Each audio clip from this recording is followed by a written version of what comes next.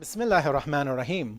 Assalamu alaikum wa rahmatullahi wa barakatuh, my dear brothers and sisters, and welcome back to the 5th day of our Ramadan Reflections series. To date, we have explored the unseen. We have gone through the race towards goodness and the profound patience required in awaiting our Imam. Today, our focus turns to a pivotal and urgent message from the Qur'an and the Sunnah, the imperative to recognize and embrace the truth, especially concerning divine leadership before the advent of Imam al-Mahdi, and the dire consequences of failing to do so. Our profound guidance for today is from Surah al-Nisa, chapter number 4 of the Noble Qur'an, verse 47, where Allah says, "O you who are given the book, believe in what we have sent down, confirming what is with you, before we efface faces and turn them backward, or curse them as we curse the people of the Sabbath, and God's command is always fulfilled." Now this verse carries a severe warning, initially directed at the people of the book, the Jews and the Christians, who possessed earlier scriptures. Allah calls them to believe in the new revelation, the Qur'an, which confirms the truths within their own books. The warning is stark. Believe before a catastrophic spiritual and existential consequence befalls them. As Allah says, before we efface faces and turn them backward, or curse them as we cursed the people of the Sabbath. The imagery of effacing faces and turning them backward is terrifying, symbolizing a complete spiritual and intellectual regression, a loss of identity and guidance. And the curse of the Sabbath people refers to their transformation into apes. Spiritually, a historical punishment for their disobedience and transgression. And God's command is always fulfilled. This final phrase underscores the certainty of divine justice and the inevitability of His decrees. There is no escaping the consequence of turning away from the truth when it is presented. Now, let us turn to the magnificent khutbah al-Ghadir, the Sermon of Ghadir, delivered by our noble Prophet Muhammad, may Allah bless him and his family, which sheds immense light on this very verse and its profound connection to the imamate, including Imam al-Mahdi. In this sermon, the Prophet is reported to have said, "O people, believe in Allah and His Messenger and the light which was sent down with Him, before we obliterate faces and turn them to their backs. O people, the light from Allah Almighty and Majestic is instilled in me, then in Ali, then in the progeny from him until the Qa'im al-Mahdi, who will take the right of Allah and every right that belongs to us.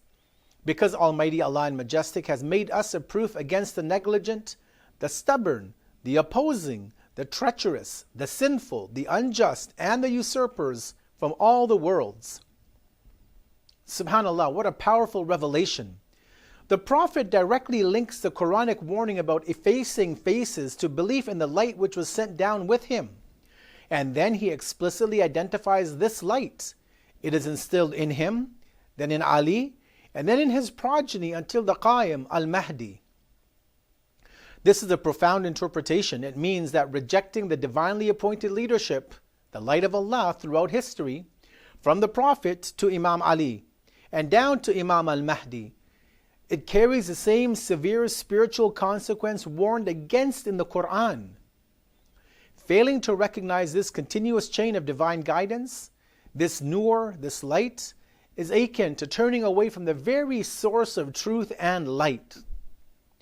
The phrase, "before we obliterate faces and turn them to their backs," takes on a deeper spiritual dimension here. It's not just about physical distortion, but rather a spiritual regression, a turning away from the path of guidance and progress. It implies a loss of true identity, an inability to perceive the truth, and a spiritual state that is antithetical to human dignity, and divine purpose.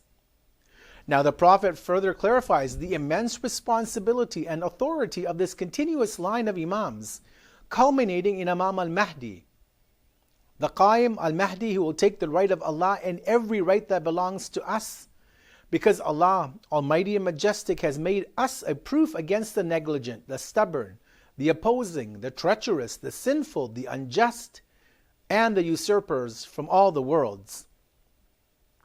Imam al-Mahdi is the ultimate manifestation of this divine proof, the embodiment of justice and truth, who will reclaim all usurped rights, both divine and human. The warning in the Qur'an and the Prophet's sermon becomes an urgent call to prepare for his advent, not just by striving for goodness, but by actively recognizing the truth of his imamate, and the imamate, obviously, of his immaculate forefathers. Now in this blessed month of Ramadan, when our hearts are more receptive and our souls are attuned to divine messages, this warning resonates with particular intensity. Are we among those who truly recognize and uphold the light of Allah as manifested in the Ahlul Bayt? Or are we, consciously or unconsciously, turning away from this truth? Recognizing the truth before the Mahdi's day means the following. It means that number one, we must be seeking knowledge, actively learning about the imamate, the lives of the Imams, and the teachings of Imam al-Mahdi.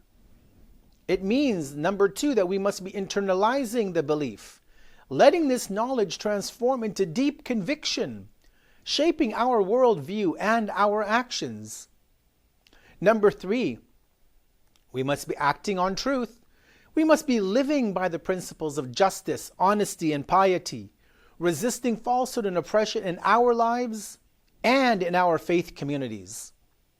And number four, we must be promoting the message. We must be sharing the message of justice and the anticipation of the Imam with wisdom and compassion to others. Brothers and sisters, the message is clear.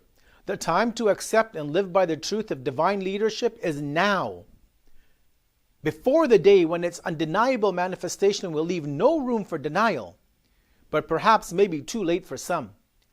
This warning of effacing faces serves as a powerful reminder of the profound spiritual consequences of failing to recognize the divine light when it shines. Let us use these precious days and nights of the month of Ramadan to deepen our understanding, purify our intentions, and strengthen our commitment to the immaculate Imams, from the noble Prophet to our living Imam al-Mahdi. Let us strive to be among those whose faces are illuminated by this divine light, not effaced and darkened by turning away from it. Let us ensure that when Imam al-Mahdi makes his advent, we are found among his recognized and devoted followers, those who truly believed in the light which was set down with the Prophet. May Allah bless us with genuine recognition of the truth and make us steadfast upon the path of the Ahlul Bayt until the blessed advent of Imam al-Mahdi. Until tomorrow, wassalamu alaikum wa rahmatullahi wa barakatuh.